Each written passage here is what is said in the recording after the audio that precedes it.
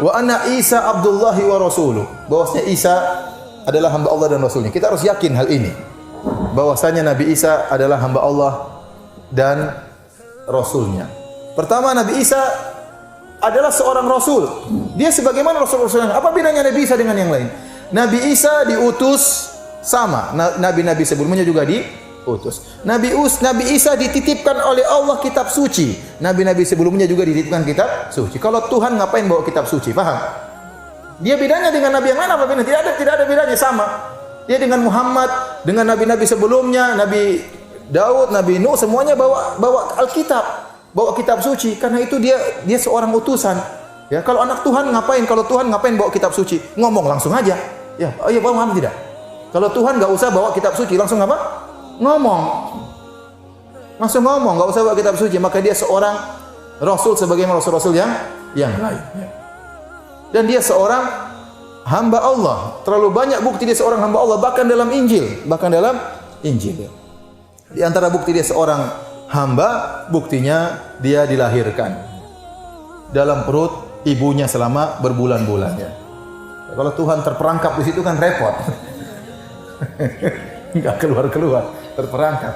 Tergantung ibunya yang kasih makan juga. Melahirkan keluar dari tempat yang kotor. Tuhan keluar dari situ kan enggak etis lah ya. Melanggar kode etik Tuhan. Ya enggak benar keluar dari tempat seperti itu ya. Kemudian kalau dia Tuhan, kenapa dia lapar? Dalam Injil disebutkan Nabi Isa lapar. Lapar, kemudian dia melihat sebuah pohon dari jauh. Maka dia datangi pohon tersebut, ternyata pohonnya enggak ada buahnya. Maka dia pun kutuk pohon tersebut jadi kering. Ini dalam Injil ya. Ini kan salah, harusnya Tuhan tidak usah lapar pertama.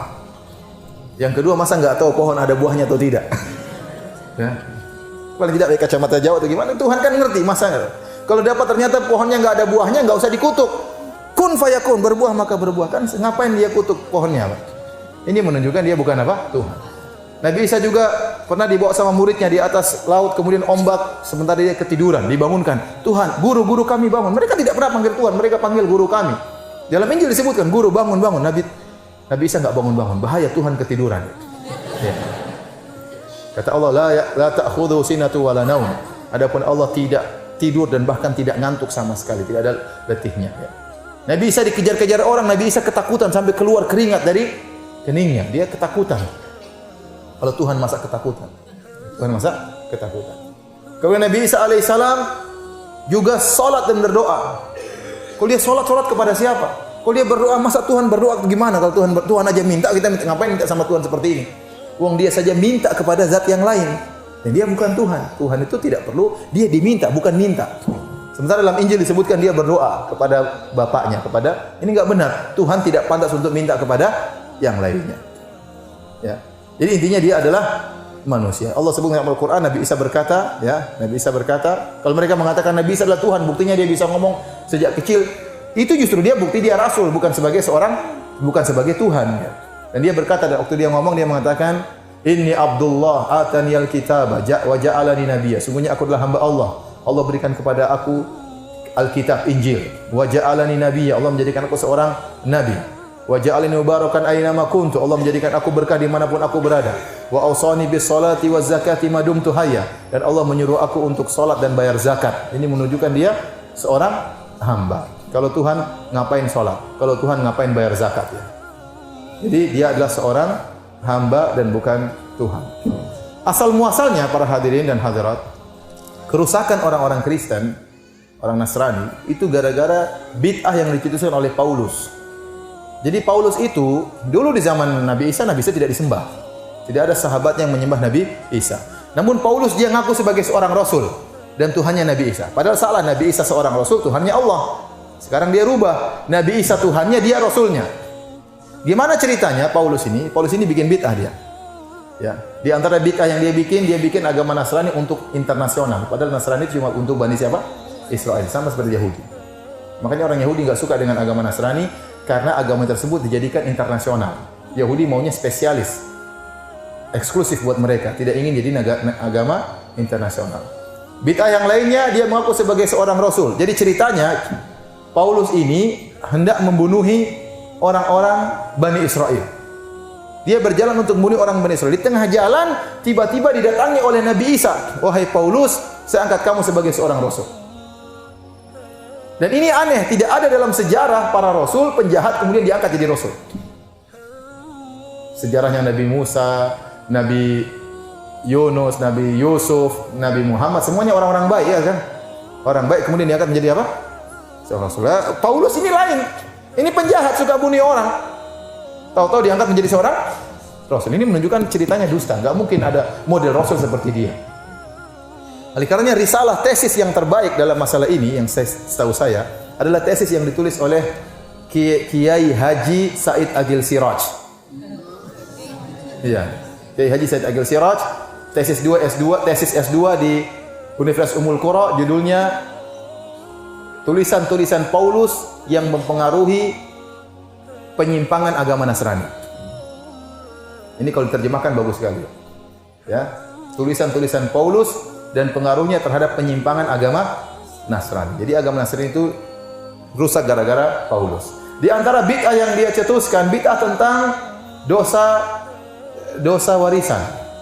Jadi Nabi Adam alaihissalam bersalah, kemudian dosanya diwariskan kepada seluruh keturunannya. Tidak ada seorang pun yang lahir kecuali berlumuran dosa. Dan dosa tersebut tidak bisa dihapuskan kecuali datang anak Tuhan menebus dosa tersebut dengan disalib. Ini khurafat, ya. Kalau Islam indah, Nabi Adam salah, Hawa salah. Kemudian mereka berdua bertobat atau tidak? Bertobatlah. Kita aja kalau salah bertobat, apalagi seorang Nabi. Kemudian waktu dia bertobat, tobatnya diterima atau tidak? Jangankan Nabi bertobat, kita orang aja bertobat, Allah terima, apalagi seorang Nabi. Dan Allah berfirman dalam Al-Quran, wa talaqqa Adamu min rabbih kalimatin fataba alaihi. Allah menerima permohonan tobatnya Nabi Adam, ya, dan Allah terima tobat Nabi Adam. Tobat sudah diterima, dosa sudah selesai, ngapain diwariskan? Ngapain diwariskan? Mereka bikin khurafat, ada dosa warisan. Dalam Islam, wala taziru waziratun wizra ukhra. Tidak ada seorang yang memikul dosa orang lain. Bapak kita salah, masa kita ikut salah? Bapak yang salah sudah selesai, masa kita ikut salah? Nabi Adam salah, kemudian keturunannya miliaran ini semua nanggung dosanya, kan nggak mungkin.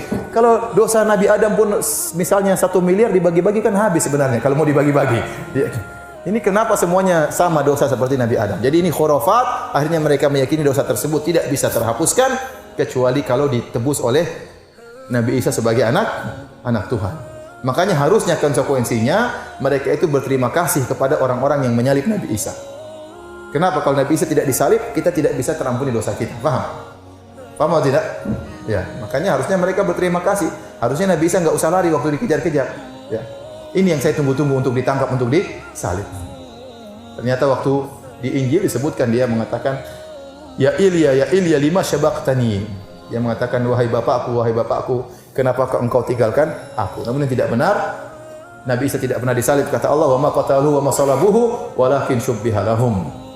Mereka tidak pernah membunuh Nabi Isa, mereka tidak pernah menyalib Nabi Isa, tapi ada orang yang akan orang diserupakan Nabi Isa. Jadi Nabi Isa ini tokoh kontroversial. Menurut Yahudi, menurut orang Islam, menurut orang Nasrani. Menurut Yahudi, Nabi Isa anak zina. Maryam berzina dengan pengembala kambing atau siapa, kemudian punya anak siapanya, Nabi Isa. Menurut orang Nasrani, Nabi Isa anak Tuhan. Menurut Islam tidak. Abdullahi wa Rasuluh. Hamba Allah dan Rasulnya. Dan ini semua akan terungkap kontroversial ini di akhir zaman, karena Nabi Isa akan turun sebelum hari kiamat sebagai seorang hamba dan Rasulnya, bukan sebagai anak Tuhan, sehingga tampak jelas yang benar adalah orang Islam.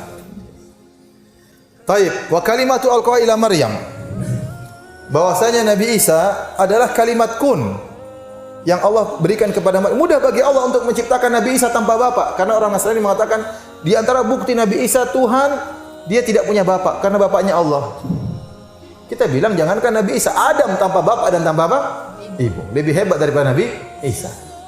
Mudah. Inna mathala Isa indallahi kama mathali Adam. Kata Allah dalam surat Al-Imran, sungguhnya perumpamaan Isa di sisi Allah seperti Adam. Allah hanya mengatakan kun fayakun. Jadi maka jadilah. Dan Nabi Isa adalah ruh, bukan ruhnya Allah. Ruh dari ruh-ruh yang Allah ciptakan. Allah ciptakan, Allah lemparkan kepada Maryam. Maka jadilah Nabi Isa dalam kandungan Maryam. Ya, dalam kandungan Maryam alaihi salam.